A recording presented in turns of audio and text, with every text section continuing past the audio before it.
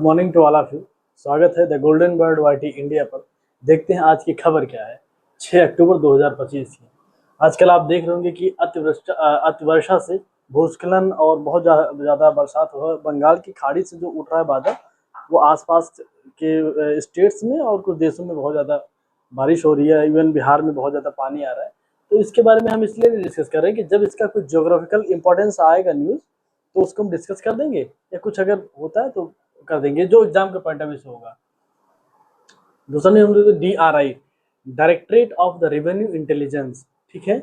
इन्होंने क्या किया है कि हाइड्रोफोनिक बीट के तस्करों को पकड़ा है। तो ये क्या होते हैं, ये तो हाइड्रोफोनिक बीट एक्चुअली बता देते क्या होते हैं। ये हाई क्लास गांजा होता है। तो गांजा के तस्कर को इन्होंने पकड़ा है। ये हाइड्रोफोनिक क्या होता है? हाइड्रोफोनिक खेती आपने सुना होगा कि नियंत्रित वातावरण में पानी में खेती करना, मिट्टी रहित खेती करना। तो नियंत्रित वातावरण में इसकी भी खेती की जा रही है। इसको हाइड्रोपोनिक वीट कहते हैं, जिसको हाई क्लास गांजे को कहते हैं, ठीक है। तो इसमें इतना ही इंपॉर्टेंट न्यूज है। आगे देखते हैं कि मैरीटाइम एक्सरसाइज अभी शुरू हुआ है, नौसेना अभ्यास। किसके किसके बीच? भारत और ब्रिटेन के बीच। कहाँ पे हो? इसका नाम क्या है? कोंकण युद्ध अभ्यास इसका नाम है। किस भारत से कौन है इसमें? क्योंकि नौसेना का है तो INS विक्रांत है और HMS प्रिंस ऑफ वेल्स विमान वाहक पोत है। ये ब्रिटेन का है। इन दोनों के बीच युद्ध अभ्यास चल रहा है। कहाँ पे चल रहा है? पश्चिमी हिंद महासागर में चल रहा है। और कितने दिन तक होगा? 8 दिनों तक होगा। एग्जाम के पॉइंट ऑफ व्यू से जो सबसे इंपॉर्टेंट है वो इस युद्ध अभ्यास का नाम क्या है, कौन कौन इसमें भाग ले रहे हैं और कहाँ पर हो रहा है, ठीक है। ये इंपॉर्टेंट है, ये देखने वाली बात है इसमें। देखते हैं अगली न्यूज क्या है। देखते हैं कि केरल देश का पहला राज्य बना है। क्या है ये? 2023 में डिजिटल डी एडिक्शन कार्यक्रम शुरू किया। ये डिजिटल डी एडिक्शन कार्यक्रम क्या है? सोशल मीडिया के इस्तेमाल की लत छुड़वाने के लिए कार्यक्रम है। जो बच्चे ऑनलाइन गेमिंग कर रहे हैं, सोशल मीडिया बहुत ज़्यादा यूज कर रहे हैं, तो ऐसी बहुत सारी बीमारियां, उनको मानसिक बीमारियां देखने को मिल रही हैं। इसकी लत को छुड़वाने के लिए ये केरल राज्य कार्य कर रहा है। अभी हाल ही में मुद्दा एक आया कि वहाँ पे एक बहुत बड़ा अपराध हो गया है बच्चों के लिए, बच्चों के साथ, बच्चों के द्वारा भी, ठीक है। इसलिए ये आ गया है मीडिया में। उद्देश्य क्या है? सोशल मीडिया और पोर्नोग्राफी के आदी बच्चों को पहचान करना एवं लत से बचाना, ये इसका पर्पज है। तो इसमें सबसे इंपॉर्टेंट ये है कि डिजिटल डी एडिक्शन कार्यक्रम किस राज्य ने शुरू किया? केरल ने शुरू किया 2023 में, ठीक है। और ये जान लीजिए, जिस तरह से सोशल मीडिया और हम लोग यूट्यूब और ये इंस्टाग्राम और रील देखते हैं, आगे बहुत बड़ी मानसिक बीमारी के रूप में आएगा। और इसका भी एक सेपरेट इलाज होगा कि हम लत कैसे छोड़े मोबाइल का, ठीक है। फिर देखते हैं कि शुभांशु शुक्ला, जो बहुत चर्चित नाम थे, इन्हें विकसित भारत मैराथन के ब्रांड एम्बेसडर के रूप में चुना गया है। यह क्या है? ये अटल नवाचार मिशन के तहत एक आयोजन शुरू किया गया है। राष्ट्रव्यापी नवाचार आंदोलन है, या कि नेशनल इनोवेशन मूवमेंट है, ठीक है। किस मंत्रालय के तहत शुरू किया गया? शिक्षा मंत्रालय के तहत शुरू किया गया है। 13 अक्टूबर को इसका आयोजन होगा और इसमें विजेता घोषित किए जाएंगे। जब इसके विजेता घोषित किए जाएंगे इस इनोवेशन के, तो हम आपको उसका नाम बता देंगे। देखते हैं अगली न्यूज क्या है। तो साइंस एंड इनोवेशन लैब की स्थापना की जाएगी। कहाँ पे की जाएगी? राजभवन परिसर में उपस्थित उच्च प्राथमिक विद्यालय में। राजभवन कहाँ? लखनऊ में स्थित है, जहाँ पे राज्यपाल महोदया रहती हैं, ठीक है। ये इसमें फंडिंग कौन करेगा? HDFC बैंक करेगा। किससे करेगा? कॉर्पोरेट सोशल रिस्पॉन्सिबिलिटी, CSR बोलते हैं इसको। 12.5 लाख रुपए दे रहा है। उद्देश्य क्या है? विज्ञान एवं तकनीकी में रुचि बच्चों को बढ़ाना, ठीक है।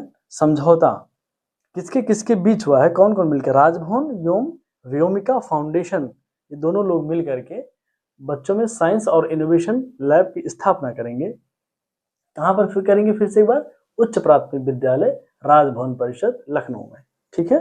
देखते हैं अगली न्यूज क्या है। स्वदेशी TB टेस्ट किट जो है बनाई गई है। तो इसका नाम क्या है? ट्रूनेट MTB BIF DX, ठीक है। ट्रूनेट मैंने हिंदी में भी लिख दिया, इंग्लिश में ये आप देख लीजिएगा, ठीक है। फिर देखते हैं कि किसके सहायता, कौन कौन मिल के इसका विकास किया है।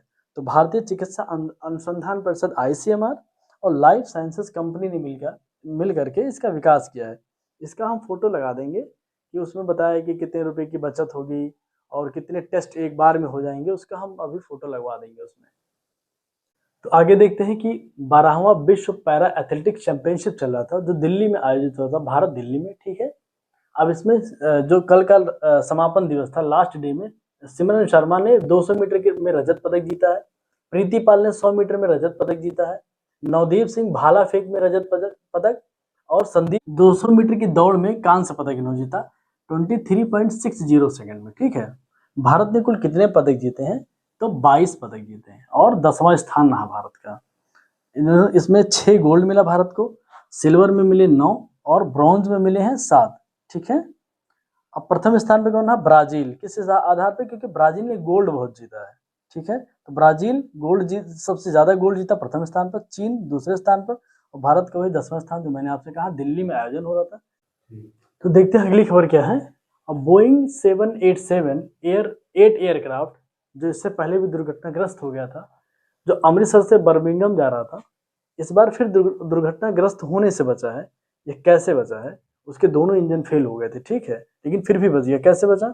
रैम एयर टरबाइन के द्वारा। रैम एयर टरबाइन क्या है इसको देखते हैं। एक पंखे जैसा उपकरण है जो आपात स्थिति में बिजली पैदा करता है। कैसे करता है? विमान की गति से उत्पन्न हवा से। जो हम टरबाइन पवन चक्की जानते हैं ना हम लोग, पवन चक्की की जो टेक्नोलॉजी है, विंड मिल बोलते हैं इसको, इसी ये टेक्नोलॉजी उसके फैन में उसके हेलीकॉप्टर के किसी हिस्से पे जो है वो लगा होता है। जैसे इंजन खराब हुआ ऑटोमेटिक बाहर निकला और वो विद्युत बनाने लगा, जिससे वो दुर्घटनाग्रस्त नहीं हुआ और सुरक्षित जाकर के वो लैंड हो गया, नहीं तो फिर बहुत बड़ी दुर्घटना एक हो जाती। दूसरा डेटा एनसीआरबी का डेटा है जो 2023 का था। अभी जो आया था कि महिलाओं के ऊपर अपराध पूरी दुनिया में भारत में कैसे हो रहा है, कितना हो रहा है, उस पर डेटा निर्धारित निकालता है, एनसीआरबी है।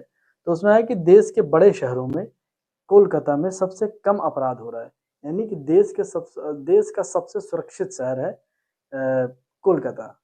ठीक है, बहुत बहुत धन्यवाद। हमारे चैनल को सब्सक्राइब करिए और शेयर करिए, कमेंट करिए। बहुत बहुत धन्यवाद।